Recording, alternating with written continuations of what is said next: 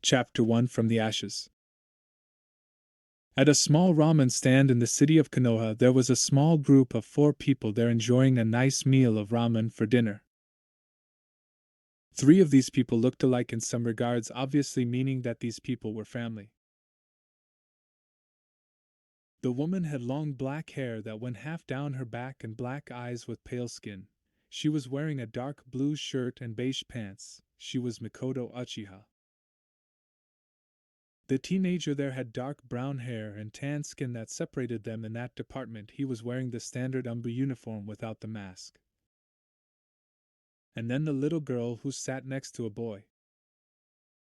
The little girl was about 6 and looked like a miniaturized version of her mother with the same black hair and black eyes. She was wearing a blue yukata with peach blossoms that went down past her knees with a red obi that had with the Uchiha symbol on the back of it. This was Satsuki Uchiha. The one that stood out the most though was the little boy. He was also 6 and had spiky sun-kissed blonde hair that seemed to go in every direction possible with bright blue eyes. His most noticing was the 3 whisker marks. And he was wearing a white shirt with a red swirl on the back and orange shorts. He had big goofy grin on his face that seemed to show pure happiness while he ate his ramen. This one was Naruto Uzumaki. Mikoto had a good idea on who his parents were and went to the Sandaime about it. When she told him her theories and who she believed to be Naruto's parents, the Sandaime sighed and told her the truth about who Naruto's parents were. After his explanation, he asked Mikoto to keep it a secret and to not tell Naruto out of fear that he would tell people that he was the son Yondaime. And then IWA would send assassins to kill Naruto since he was the son of the man who was hated by everyone in IWA. Mikoto at first wouldn't agree and told him that he deserved to know of his parents and his burden. Sarutobi begged her to not tell him and asked her if any child deserves to know that they bear such a burden. It took a little more convincing until Mikoto finally agreed. Before she left, however, she said, "Know this, Sarutobi, if anything happens to him, it's your fault, because you lacked the backbone to protect him when he needed help." As they ate their ramen with gorging down like there was no tomorrow, that today would be his last day on Earth. "Hey Naruto, the academy will be starting up soon. Will you be joining it too?" Satsuki asked curiously. "Yeah, I can't wait. I'm so excited. I'll be a step closer to being the Hokage," Naruto said. "True, you'll be a step closer, but you would still have a long way to go before you can make that dream come true," Itachi said with a small smirk. "Itachi, don't be such a downer or you'll grow wrinkles at this rate. Just enjoy the moment," Mikoto chastised. The small group laughed. They enjoyed their ramen peacefully and laughed, but all things must come to an end sooner or later. Soon they had to go their separate ways. Naruto was sad that it came to an end, even though to him it seemed to just begin. "See you tomorrow, Naruto," Satsuki said as she hugged Naruto with a smile on her face. Naruto didn't know why she had a small tint of red on her cheeks. "Take care of yourself, Naruto," Itachi said as he ruffled his hair. Mikoto then came up to him and hugged him and said, "Goodbye, see you tomorrow." Naruto turned around and started to walk back to his apartment until he heard a little girl's voice say, "Naruto! Wait!" Naruto turned around and saw Satsuki running up to him with something in her pocket. Naruto looked at Satsuki and asked, "Something wrong, Satsuki?" Satsuki looked at him with a smile, causing Naruto to smile, and she said, "Naruto, hold out your hand please, I got a surprise for you." Naruto did as he was told and closed his eyes, and after a few seconds he felt something cold in his hand. When Naruto opened his eyes, he saw a golden locket in the shape of an oval. Naruto looked up at her and saw that she had a smile on her pale face. "Naruto, there's more to it, watch." She pressed a small button on the side of it, and Naruto heard a small click. When Naruto heard the click, he saw that half of the locket could now move freely. Naruto lifted the other half of the locket and saw a photo of him and Satsuki with their arms around each other and a smile on their faces. On the other side of it, Naruto saw an inscription that said "Never forget," and couldn't help but like it even more. Naruto looked up at her and gave her his big goofy grin and hugged the girl and said, "Thank you so much, Satsuki." Satsuki would have said something if she was not currently lost in La La Land. Satsuki's face was as red as a tomato. Naruto didn't know, but her family did know that she had a crush on the blonde for a while now, since a couple of months since they first met when they were 4. "Well, Naruto, I got to go see you to tomorrow," Satsuki stuttered. She then ran off, heading back towards her family. After she left, Naruto stuffed the locket into his pocket as he heard people whispering, and several of them were along the lines of, "Hey look, it's the Kyuubi brat. And what was the other child doing with that thing?" One villager whispered. "That crest, wasn't that the symbol of the Uchiha clan on that other kid's clothes? What was a member of the Uchiha clan doing with that thing?" As Naruto made his way back to his apartment, he ignored the looks and glares that the people were sending and kept up the image he wanted them to see. The image that he wanted them to see, he wanted them to see a happy-go-lucky kid. Naruto's thoughts then moved to his precious people, mainly that family. Naruto enjoyed every moment he spent with those people there, because unlike most of the people in Konoha who glared at him with hatred, those people accepted him with open arms. Naruto treated every day like it was his last day alive and cherished every moment for a reason. He didn't know if it would truly be his last day alive. He wasn't a fool like the people thought he saw. He noticed the glares, the hatred they sent his way. What he did know was that it involved the fox that attacked 6 years ago. He went to the Sandaime and asked him about it, but all he told him was that they were misguided, that you aren't what they think you are. That wasn't enough for him. Didn't he have a right to know why they hated him, why they scorned him when he did nothing to them at all? Sometimes he wondered who the real monsters in this village were. Was it him like they claimed he was? Or was it them who beat him and blame him for something that he never did? The last time Naruto cried was 2 years ago. After another beating, Naruto decided that he had enough crying. He wanted to leave this place, yet he couldn't. He had a lot of money. What he lacked was the ability to protect himself. He didn't have any weapons or powers that could aid him if he got into trouble, so he figured that it would be best to wait before he made any attempts. When Naruto stood in front of the building, he opened the door and saw the graffiti on the walls. The graffiti said "monster" and several other profanities. Naruto ignored them, as he also ignored the scamper of rats and roaches in the building. He didn't care about them anymore. When he first tried to get rid of them to make this place better, they just came back. Eventually Naruto stopped caring and trying to get them to leave. Naruto stood in front of the door to his apartment and opened the door. It was the only reasonably clean place in the entire building. It was a decent place. It had the necessities and next to no possessions of major value. But that was enough for him. All he needed was the essentials to survive. As soon as he entered the room, the smile he had faded away into a cold and calculating look. He looked over at the rug and moved it to the side, revealing hatch to a tunnel that led out of the building. This room was the very reason why he chose a room on the first level to begin with. Not even the Hokage knew of the trapdoor the building he lived in. It was the very reason why he chose this building to live in of all places. One day he was being chased by a mob and went into this very building, in the very room he now lived in. The Hokage tried to convince him to change his mind, but Naruto stood firm and didn't change his mind. One day he figured that he could use this tunnel to escape the leaf, but for now he had to wait. Naruto placed the rug over the hatch and then made his way to the bed. After he fell, he closed his eyes, hoping that he would get the questions to his answers soon. As fate would have it, he would get the answers that he wanted and so much more. Naruto's mindscape. When Naruto opened his eyes, he found himself in a whole new place. It looked like a sewer if the water any indication. He looked around and noticed some pipes on the roof were glowing light blue with a slight tint of red.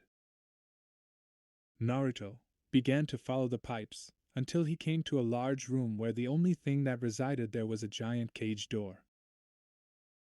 Naruto walked closer to inspect it and saw that the gates were being held together by a single slip of paper with the kanji for Seo written on it. "Is anyone in there?" Naruto called out loudly. For a moment nothing happened, then it came a loud swish sound that made him jump back just as a large clawed paw slammed into the gate. A loud chuckle came from within the darkness of the giant cage. Then the thing that had attacked him came into view. It was huge. Its body was covered in reddish-orange colored fur, burning red eyes. But the most notable feature of the creature was the 9 tails swinging back and forth behind it. "You're the..." Naruto began as he stared at the beast with a cold and calculating look on his face. "The Kyuubi no Kitsune," the creature finished for him. "So the Kyuubi is sealed inside of me, that answers several questions then." Kyuubi raised an eyebrow and said, "You are smarter than you let people think you are, interesting. I do the last thing I need is even more people out there trying to kill me." "True enough." Naruto glared at him and said, "You know everything due to you being inside your host, correct?" "Yes, I do, so everything my host knows I know since I am inside of them." "So Kyuubi, do you know who my parents are?" Naruto asked curiously, having a feeling that the fox knew who they were. Kyuubi gulped, having a bad feeling that the kid wasn't going to like what he heard next. "Your mother was Kushina Uzumaki, my former vessel, who was related to Mito Uzumaki, the first Hokage's wife. She died the night of me being sealed into you, if you think that she abandoned you." "And my father?" Naruto asked as he glared at the fox, wondering why his status as a Jinchuriki was revealed and not his mother's and Mito's status wasn't. The old man knew that and didn't bother to hide his status. Naruto was angry at the old man and his anger was growing by the minute. "Your father was the Yondaime Hokage who sealed me into you." Naruto's anger was growing even larger by the minute. He had a scowl on his face and asked, "Did anyone offer to take his place in the sealing?" Kyuubi nodded with a solemn look on his face and said, "Yes, the old man as you call him, and your godfather who, if I remember right, his name was Jiraiya the Toad Sage." "My godfather," Naruto growled out, his anger finally reaching the breaking point. Naruto's glare intensified and his face showed rage, pure rage at being lied to so many times by the old man about why he was hated and who his parents were. All that he had to suffer because of that one man, because of his own father. Naruto yelled out in hatred for his father. "That bastard!" Naruto got down on his knees in his mindscape and was currently unknowingly drawing on Kyuubi's chakra around his body. He started slamming his arms down in anger on the floor of the mindscape. Naruto started screaming out in frustration and anger.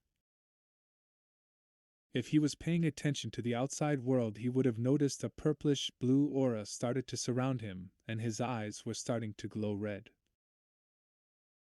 They glowed so brightly that there seemed to be nothing in them but a bright red glow. There wasn't anything else at all in those eyes except the red glow.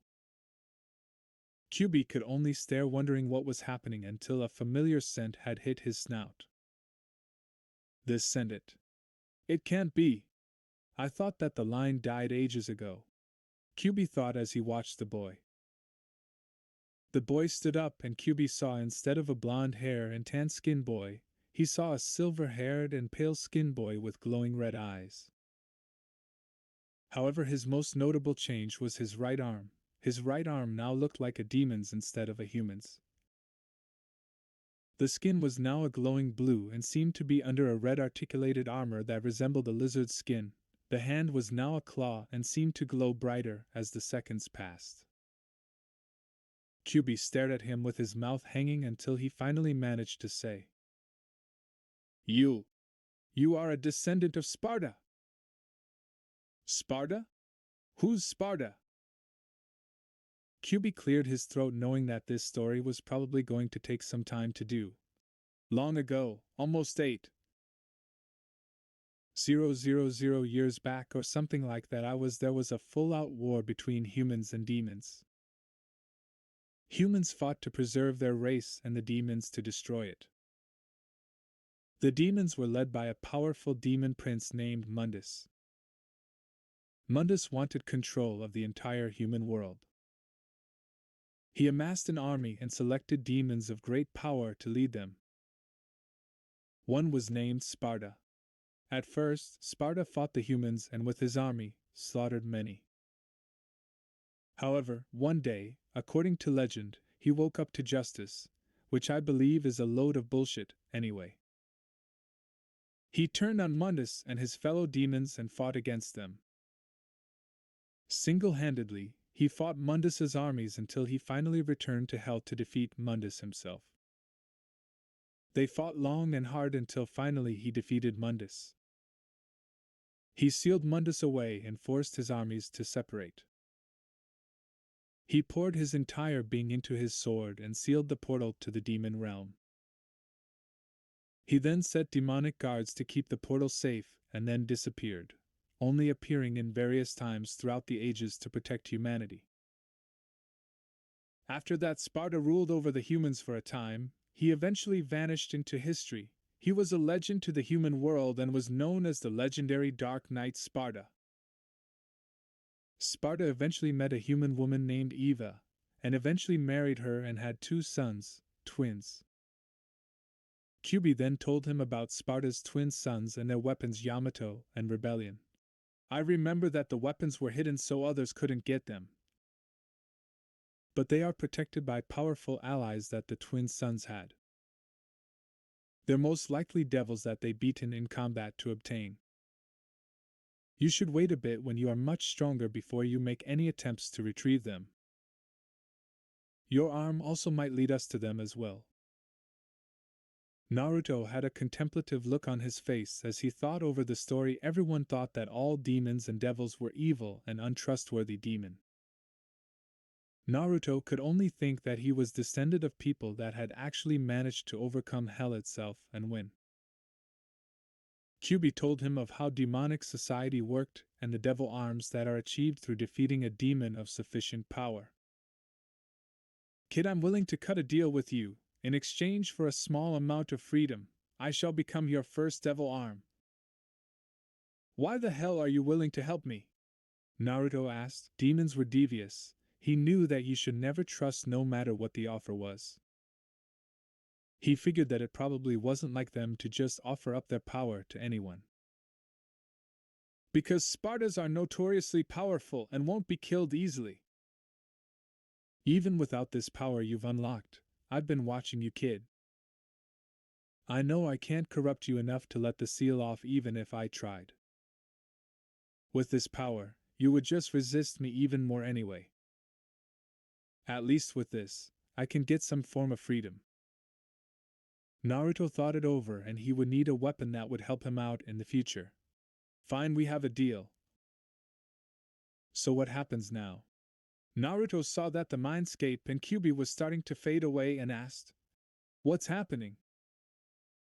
It would seem that you are waking up."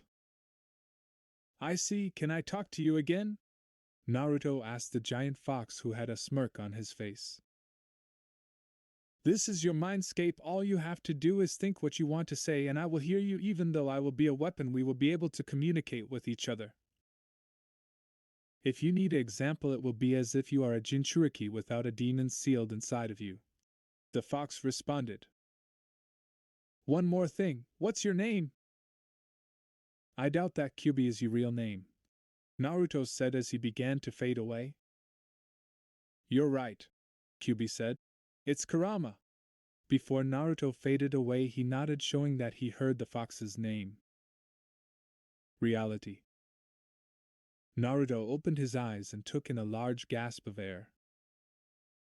Naruto took several calming breaths and then looked at his right arm, which now looked like a demon's arm. Naruto flexed the arm and rolled his hand around. It felt like it never changed at all, that it was still the same arm. Naruto looked in the mirror and saw that his skin was pale, and that his hair had turned into light silver in color, and it was no longer spiky at all. He then lifted the shirt off of his boy and saw that he now had a tattoo of a red fox head surrounded by fire on his right bicep. But the most noticeable change was the whisker marks, or better yet, lack of. His most noticeable feature gone, like it was never there. I got to tell the old man, Naruto thought as he made his way towards the door. Naruto grabbed the knob to the door, but before he opened the door, another thought entered his head. Why let him know, when he was the one who let them have their way with you, who lied to you so many times in the past? Naruto stopped thinking of a reason why. A reason to tell him of the change, but no matter how hard he thought, no reason came to mind. Nothing at all to add to the argument that he should. In fact, the reason to not tell him and leave just increased. Soon Naruto's hand left the handle and another thought entered his head. This is it. This is it. This is the perfect time to leave. I don't look anything like my old self. I got the way out of the leaf, but they'll just send people out looking for me if I just leave, so what to do? Kurama, you there? Yeah, I'm here. What do you need? Do you know a jutsu that makes physical clones? Yes, the shadow clone jutsu. It will make solid clones and all the information will be passed down to you when they are destroyed. Your mother used this one a lot. How do I do it? To do the shadow clone jutsu you have to make a ram sign, and to save us both time, since you'll ask anyway, make a cross sign. What are you planning? Let's just say through the ashes of when a new life is born. Naruto got his hands into the cross position and made several clones. He then had the clones use the transformation jutsu that Itachi taught him to turn them into random people. Since the academy was going to be starting soon, Itachi decided to help train Naruto and Satsuki in the basic jutsus of the academy, which were the transformation, substitution, and even the clone jutsu, which Naruto failed horribly at doing. Alright, one of you guys go get a couple bottles of beer and another of you go get a lighter. Here's some cash, Naruto said as he handed some money to two clones. The clones nodded, each of them running off to get their respective item. The rest of you keep watch for Eniumbu until the other two come back. This all depends on luck and timing. The clones nodded and left the room to blend in with the people, leaving Naruto alone, who was now moving the rug off the hatch. Naruto moved towards the window and looked up at the night sky. He couldn't help but want to stay, not for Konoha, but for Satsuki. Naruto dug his demonic arm into his pocket and pulled out the locket that Satsuki gave him. He opened the locket and looked at the picture inside of it. He stared at it for a few minutes in silence. His head then dropped, and he had a few tears rolling down his face. I'm sorry, I'm so sorry. Naruto wiped the tears away and then made his way to his bed. Naruto took out a black hoodie and a black glove. He placed the glove over his hand and then put on the jacket. He then crouched down and pulled out a backpack from under his bed. Naruto filled the bag with his clothes, food, and a journal. Naruto placed the bag on his back and then turned his head to the door when he heard a knock. A clone opened the door and said, "Boss, they're back. What's next?" Naruto went to the blanket on his bed and started to rip it into shreds. He took the shreds and gave it to the clone and said, "Have the others make a couple Molotovs and then have them throw them into the building. I'll take the secret way out through the tunnel and be outside of Konoha's wall after you guys set the place on fire. Then find a secluded place and see the people's reaction. But after that, immediately dispel yourself, got it?" The clone nodded and said, "Sure thing, boss. Good luck and hope you don't get caught." The clone then left the room. Naruto quickly opened the hatch and jumped down the hole and then closed the hatch. Before he ran down the tunnel as fast as he could, never looking back. The clones. The clones that Naruto created were standing outside the building with the Molotovs lit and ready to be thrown. One clone said, "Ready, boys." The rest of the clones nodded and then threw their respective Molotovs through the windows of the building. It didn't take too long for the fire to spread out and smoke to rise up into the sky. The building was soon completely ablaze. One clone stepped forward and said, "Guys, we got to go now. They're bound to notice this." "Right, let's go."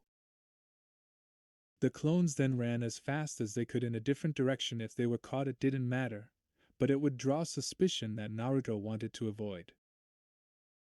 The clones easily found a hiding place among the many buildings and alleyways in the district.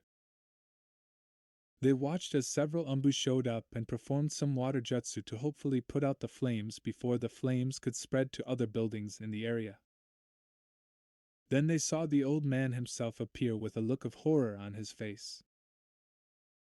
There were several Umbu around him and one with a dog mask on his face with gravity-defying silver hair. They couldn't see his face, but they knew that he was afraid and hoping that Naruto got out. People started coming out of their homes and saw that the building that the demon lived in was on fire.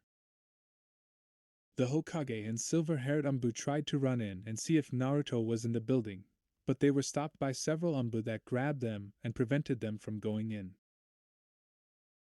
Just as the Hokage was about to command them to let him go, the building started to collapse on itself, and with a loud crash the building had fallen in on itself.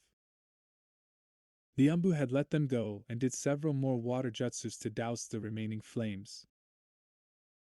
The Hokage got down on his knees as tears were starting to fall down his face. The Hokage raised his hand and then made a fist as he slammed it into the ground. One of the clones managed to hear him say, "Naruto, I'm so sorry. I should have done more.